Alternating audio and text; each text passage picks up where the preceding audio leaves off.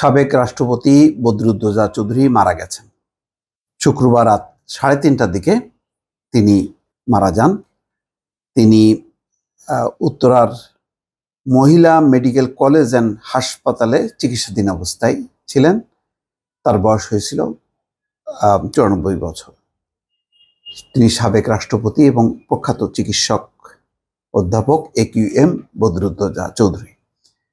পুরো নামটা বললাম, তার ডেজিগনেশনটা বুঝতে পারছেন যে এখানে সাবেক রাষ্ট্রপতি, এখন ওনার পদবি প্রখ্যাত চিকিৎসক, এটাই পদবি। কিন্তু বদরুদ্দোজা চৌধুরীর একটা বড় রাজনৈতিক ইতিহাস আছে, সেই ইতিহাস কিন্তু বিলুপ্ত হয়ে গেছে।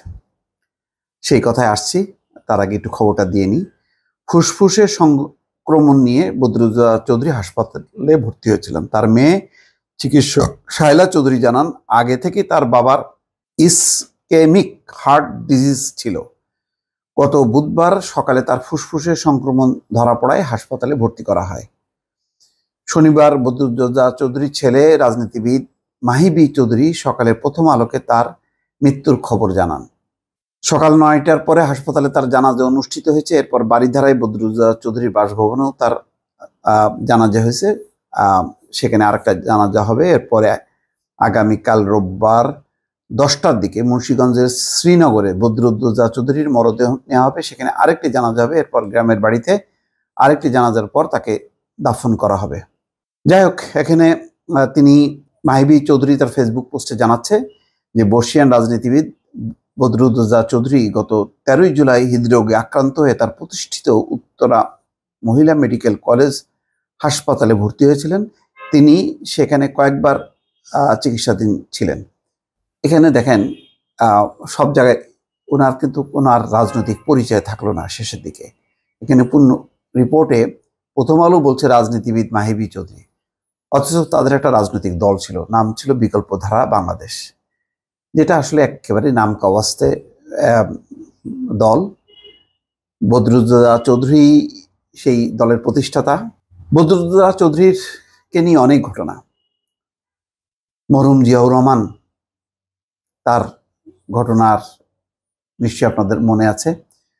চট্টগ্রাম সার্কিট হাউসে যখন একদল সেনা সদস্যের হাতে নির্মমভাবে নিহত হয়েছিলেন, সেই সময় বদরুদ্দোজা চৌধুরীও সেই চট্টগ্রাম সার্কিট হাউসে ছিল।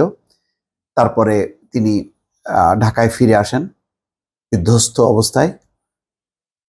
এছাড়াও সবচেয়ে বড় কথা হলো যে আজকের যে বিএনপি, তার প্রতিষ্ঠাতাদের মধ্যে অন্যতম তিনি।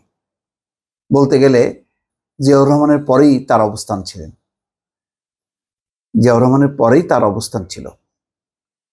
বদরুদ্দোজা চৌধুরী, মেজর জেনারেল মাজিদুল হক, এরকম আরো কয়েকজন নামের সাথে তার নামটা জড়িয়ে আছে। আজকে তার রাজনৈতিক জীবন কিন্তু শেষ হলো সাবেক রাষ্ট্রপতি হিসাবে এবং প্রখ্যাত চিকিৎসক হিসাবে। তিনি আর কোনো রাজনৈতিক পরিচয় আর থাকলো না। তার দল বিকল্পধারা বাংলাদেশ, দেখেন পুরো রিপোর্টে কোথাও এই দলটার নাম নাই। তার মানে এই দল আসলে মৃতপ্রায়।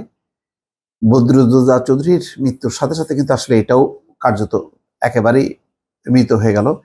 মাহি চৌধুরী এখন এই দলটাকে টানবেন কিনা বলা মুশকিল। এই দলও বিতর্কিত। তাদের রাজনৈতিক ভূমিকা শেষ জীবনে বদরুদ্দোজা চৌধুরীর, মাহি চৌধুরী খুবই বিতর্কিত ছিল এবং সেই বিতর্কটা একেবারে খুব দৃঢ় হয় 2018 সালের যেই নির্বাচন, সেই নির্বাচনের সময় ঐক্যফ্রন্টের অংশ ছিল বিকল্পধারা বাংলাদেশ। বদরুদ্দোজা চৌধুরী ওই সময় বেশ কয়েকবার এসে খালেদা জিয়ার সঙ্গে সাক্ষাৎও করেছেন, কিন্তু হঠাৎ করে পল্টি দেন। পল্টি দেওয়াতে তখন বলা হয় যে বড় অঙ্কের টাকা পয়সার লেনদেন হয়েছে। সেই লেনদেনের ফাঁদে পড়ে মাহি চৌধুরী। মাহি চৌধুরীর কথাই চলতেন বদরুদ্দোজা চৌধুরী। ফলে তার রাজনৈতিক জীবনের আসলে এখানেই শেষ হয়ে যায়। শেখ হাসিনাও তাকে এবং বদরুদ্দোজা চৌধুরী বা চৌধুরী অথবা মাহি চৌধুরী, তাদেরকে খুব একটা আর রাজনৈতিকভাবে গুরুত্ব দেননি। জনপ্রিয়তা না থাকলে, শক্তি না থাকলে কেউ দেয় না। এর বড় হচ্ছে যে কল্যাণ পার্টির ইব্রাহিম, তৈমুর আলম খন্দকার, তৃণমূল, বিএনপি হলো তার বড়। এগুলি বিভিন্ন সংস্থা দিয়ে অর্গানাইজড করা হয়েছে, কিন্তু যখন দেখছে যে না কোনো সাড়া শব্দ নেই, তখন আর শেখ হাসিনা এদেরকে ত্যাগ করছে। তো ওই বিকল্পধারা বাংলাদেশ বি চৌধুরী বা মাহি বি চৌধুরীদেরকেও আসলে পরিত্যাগ করে, আর তারাও আর বিএনপিতে পুনর্বাসিত হননি। তো এক ধরনের বলা যায় এর মধ্যে বি চৌধুরী সবচেয়ে আলোচিত ছিল, তিনি রাষ্ট্রপতি ছিলেন, কিন্তু কিছুদিন পর বঙ্গবন্ধুর মাজার জিয়ারত, তারপর নানান কারণে বিএনপির সঙ্গে টানাপোড়েন হয় এবং তিনি রাষ্ট্রপতি পদ থেকে এক ধরনের পদচ্যুত হন। তিনি নিজে থেকেই বের হয়ে যান, পদত্যাগ করেন এবং একটা দল করেন বিকল্পধারা বাংলাদেশ।